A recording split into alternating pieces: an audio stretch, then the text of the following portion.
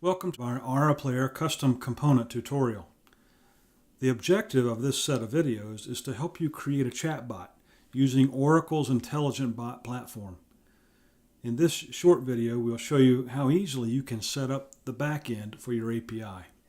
So first, let's create the backend. Go to Mobile Apps and click on New Backend. You can give any name and description you want in the name and description fields. Now let's move to the Application ID field, which is where we want to input our previously created API. So you want to select Existing and just type in the application name for this backend.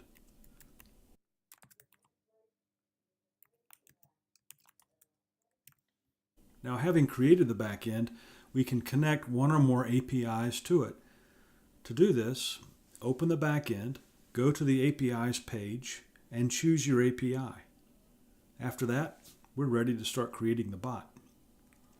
Stay tuned for the last, third installment, where we'll finally show you how to create a customized and unique chatbot.